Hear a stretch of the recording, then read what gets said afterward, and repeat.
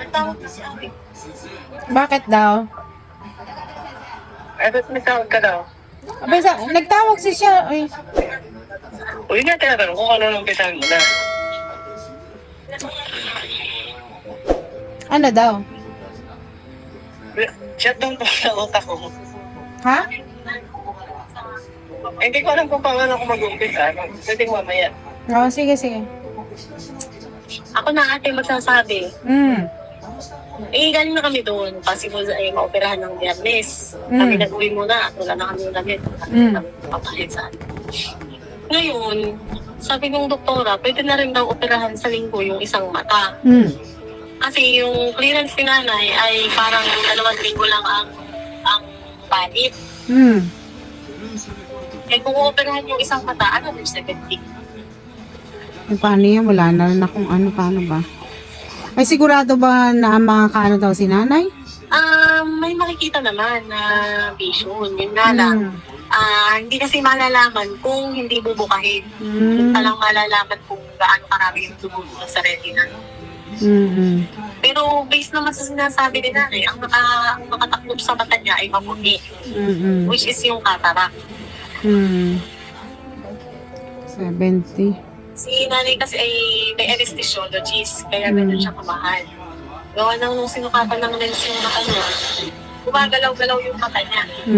Kung hindi pwedeng isa, kailangan ay tulog siya. Ayun ang sabi ng kasi kung hindi mapa-operahan yung isa, mag-a-another clearance kung halimbawa decision na pa-opera yung isa. Pero wala na rin, hindi rin makakita yung isa. Bulag na nga parehote. Dahil lang sa katarata. Tapos yun nga, yung blood dun sa kanyang retina, hindi alam kung gaano kalami. Ngayon kung ipapasipsip na yun, sabi ng doktor, 150 to 250,000. Pero hindi dito gagawin. Sa Maynila yun. Ay, yung ngayon, sigurado naman. Hindi garantisadong malinaw yung paningin mo. Kasi nga, may bleeding na dun sa loob ng kanyang retina. Hindi malalaman hanggat hindi bubuksan. So, malalaman pa lang natin pag ini-extract na yung mata ni nanay sa operating room. Doon lang natin malalaman. Kasi walang test na kung gaano karami ba yung dugo. Basta may dugo. Base sa ultrasound. Ay, nakausap ko na siya. Hindi pa makausap sa inyo ng iwan. Siguro mapagod din. Eh, sabi kasi, sasabihin ko kay ate kung ano maging decision. Paano Kaya ba? sabi kasi ni inyo, Friday mo operahan. Siyempre, yung isang mata, bawal ang mapagod. Yung sa biyahe-biyahe ba? Tapos kung halimbawa operahan din yung isa, linggo na yun. So, ang pagitan lang, parang Saturday, tapos linggo, isang araw lang ang pagitan. Kaya iniisip namin ninyo, kung halimbawa operahan, kasi outpatient ang mangyayari sa kanya eh. Kasi siya i-confine, halimbawa sa Friday, pumunta kami noon. Papahilin lang muna namin si nanay. Bago namin dalhin sa ospital at baka mamay mataas ng PPI. Tapos pagka-opera, lalabas na din. Ay, nakausap mo na siya? Hindi pa natawag. Kasi kung may tumawag sa akin, eh, kinukonsult ko sa inyo kung kaya para masabi namin sa doktor kung halimbawang isusunod na yung isang mata. Kasi yun din yung kinukonsern ni nanay. Sabi ni nanay, ay hala, kung uupirahan pa na yung isa, 3 buwan pa ang hindi rin mawawala yung hilo mo. Yun ang sabi niya. Eh, sabi nga namin kanina, bakit di naman sinabi ng sekretary na yun na ganun lang palang pagitan pwede na operahan yung isang mata. Ay, di sana'y nakapagplano. Kanina lang in-explain gawa nang nagsabit na kami ng clearance ni nanay. Ay, ang clearance ay 2 weeks lang ang validity. Yung clearance na galing doon sa kanyang cardiologist, diabetologist, nepro, lahat ng doktor ni nanay. Ayan na, sige. At maalis yung hilo niya. Kaya, ay, natawagan ko Wala na siya nang mamaya magagawa. para makapag-desisyon kung ano. Ayan na, sige. Pahinga na lang muna, sabi mo kay nanay, pag mag-isip. Pagdating na lang namin dito wala nga akong internet. Sabi mo, wag mag-isip, kamo. Ay, naku ate, nag-iiyak na kanina. At siya daw parang pinapabayaan na po. Yes, Kasi ma'am. ko na. Sabi nga, sabi ko, gusto namin ma-operahan. Kasi pa naman ang hindi gusto ma-operahan ka. Ay, gusto mo kalagayan mo. Ay, kami apektado din. Oo, at saka tingnan mo, lahat ka mo ay ano, tamo. Wala Sabi ko mga... nga sa inyo, isang buwan na kami pumapasok at inaasikaso. Katarata nga yun. Kami. Aalisin na yun. Oo, kami kamo, oo. Sila ate ka mo, yung mga sakripisyo. Sabi ko, kunting tiis lang. Kunting Oo. pangulaga. Hindi naman sa ganun ay... Madaliin na lang yung doktor. Sabi Hindi nga, naman pwede yung gayon. Masyado naman sabi siyang... nanay, Pag-isip ka ng isip ng ganyan at mataas ang libo mo, hindi nalalang operahan. Hindi ba magtiis ng konti? Pag gusto din nanay, gusto niya. Kaya Kasi nga. makukuha niya. Eh, hindi niya alam yung mga anak niya eh, Sabi naman kakataubagan. niya sa akin kanina, hindi ko kasi nilalaman yung Oras Hindi na ka nga nararamdaman, natin, kaya konting lang, oras hindi lang rin na. naman niya Konting- maintindihan konting yung hintay pa, ano. konting tiis pa. Kaya, sabi nga namin, pagka-opera, Konting tiis registrado pa. Oo, hindi sa kayan nga, kamo nanay. Pag, operahan. Bawal siya magtatayo-tayo, bawal magtitip-tip-tip at at saka sabihin mo sa mainit ay hindi pwede siya. Kaya, ay, pinaplano nga namin ninyo lalagyan niya ito ng divider. Bibili ako ng plywood. At binigyan naman ako ng skrila ng isang kapatid. Bibili ko ng plywood. Yun na, sige. Sige, ate, ganyan lang. Ay. Ay, ano, bukas ka na operahan. Maligaya? Oh, wag na mag-iisip. Oo, wag na mag-iisip ng mga kung ano-ano, ha? Isipin, mga masasaya. Tapos gagaling ka, ganun, positive. Hindi yung ano kung ano-ano. Madali lang naman daw yun. Kaya nga. O, tapos pagka-opera mo, ay wag anuhin ha. Wag kung ano yung bawal. Ay di... Bawal siya magtayo-tayo. Ano daw bawal? Bawal siya magtayo-tayo at magbawal. Oh, ayun, nanay. Kung ano yung bawal, wag mo nang gawin. Wag doon sa ano, sa sala. Ay, wag doon sa ano ba yun? Sa veranda. At baka maano, mainitan. Alam mo naman yung mata mo, kailangan di mainitan. Makasasya natin. Oo. Tapos, bukas ang opera ng isa. Yung isa kailan? Baka sa linggo. Ah, sige, sige. Okay. Salamat sa inyo.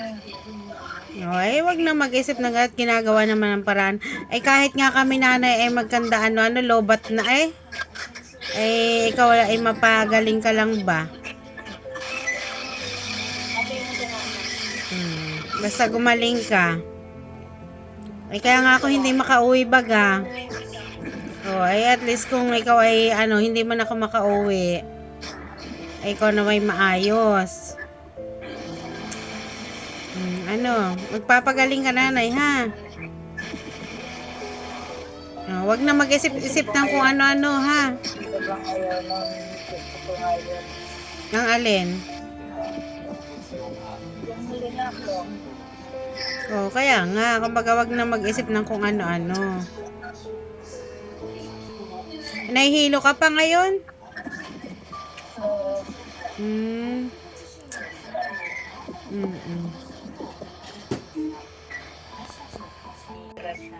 Oo nga. Ayan nga. Think positive nga. Palagi kang ano. Sabihin mo ikaw ay gagaling na. Di ba ga? Huwag yung lagi kang ano, negative. Mamamatay na ako. Oh, di ba? Tsaka pupunta ka pa dito ay. Mamamasyal ka pa. Dito.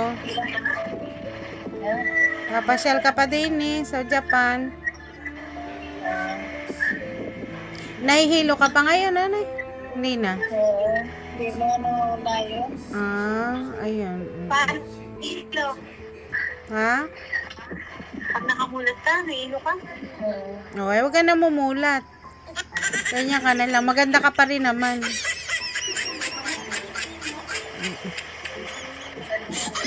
Hindi maniwala. May ganda ka pa. Ay, ang ganda pa ay, oh.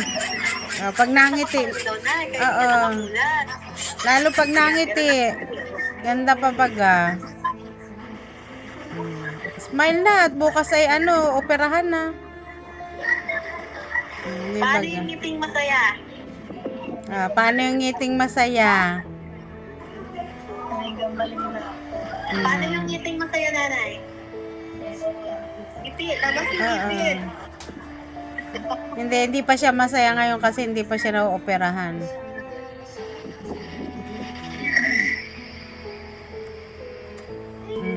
Ay, hala, sige. Magpahinga ka na, nanay. Relax lang. Bukas ay 11 ang opera mo. Itulog mo na lang muna yan. Hindi nga matatulog. Ay, pikit-pikit. Isipin mo na lang si tatay. Ayun, may yung mga sweet memories ninyo. Wala, di na, sobrang tagal. Limot na ba? Kakain. Sasandal? Masakal mo, no? Huwag kang sasakal. Nahihirapan ka ba? Kaya mo naman tumayo. Tayo ka muna sa gilid. Hawakan ng kamay at hindi kita ni nanay. Bago ba ba? Oo, napapamot ako. Wala, kapit ka rin siya.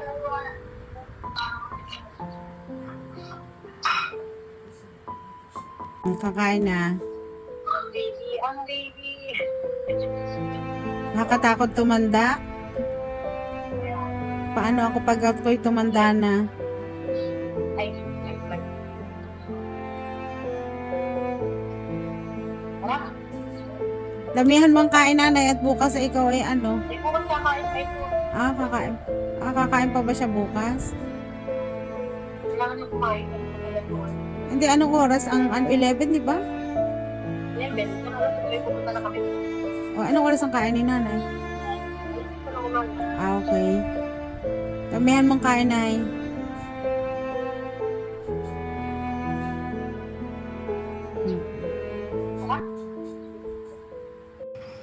Mamaya naman, kung nagtusok pa ulit, tama na yun.